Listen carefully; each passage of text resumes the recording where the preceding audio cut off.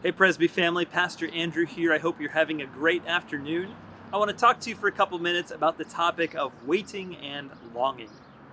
As you are well aware, waiting and longing are part of the very fabric of our lives in this beautiful but broken world. Right now I'm standing in front of the church's nearly completed new parking lot, something that many of you have been waiting and longing for quite a while.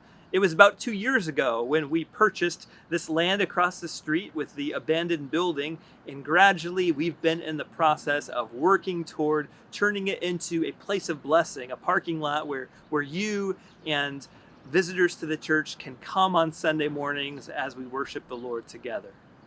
Right now I'm also standing directly facing one of the entrances to the church building, another place that many of you are waiting and longing to come back to.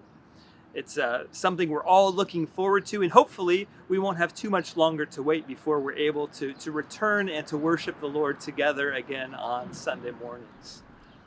But we see waiting and longing is part of everyday human experience, and sometimes this waiting and longing can be pretty painless, but other times it can really take its toll.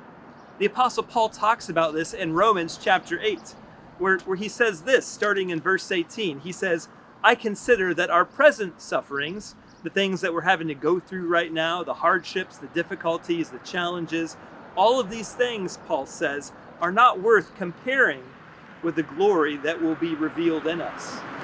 And then he goes on to talk about the fact that we're not the only ones who experience longing and groaning. He says that the entire world, the entire created order is also in this waiting time.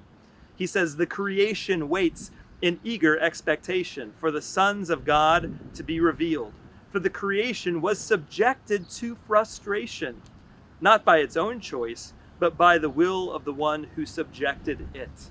And here we see that the longing and the groaning that we see in the entire world is the result of our human sin, our rebellion against God, in the way that has had such a horrific effect upon the world that we live in. And we see this out in our world today. We see this every day on the news, especially lately.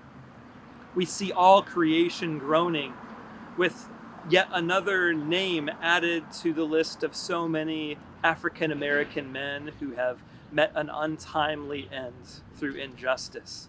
We see this waiting, this longing, this groaning reflected in the sighs and the tears and the groans of African American mothers and wives and sisters who fear for the lives of their sons, of their husbands, and of their brothers, that they could be taken away from them so soon, as many other African American women have experienced.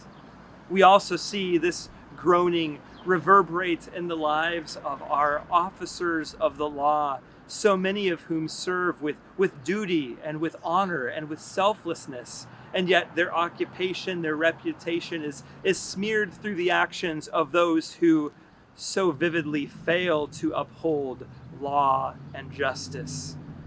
We see this groaning reflected in the lives of those who, for good reason, go out to protest the injustice that they see around them.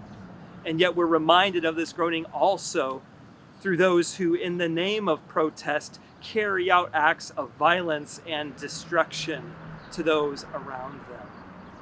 We see this groaning also in the season of pandemic that we're in, as we're wondering how long is this going to last, and we don't know what the full cost will be in terms of human lives, in terms of hope, in terms of mental health, in terms of our economic future.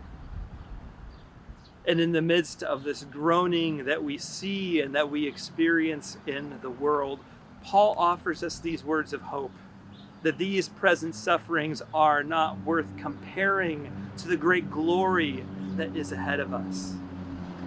But in the meantime, we don't see that glory yet, but we see the brokenness. We see the hopelessness around us in the world.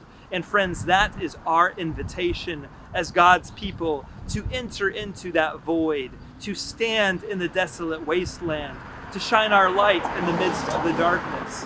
We have this hope for a better day when Christ returns to make all things new. So let us be at work in the world telling a different story than the one of hatred and fear and violence. Let us tell the story of love, of hope, and of grace. Let us, friends, be a force for change and good in our community. Let us offer this hope to those who desperately are looking for it. Let us, friends, be busy about the task of bringing joy to our city and to our world.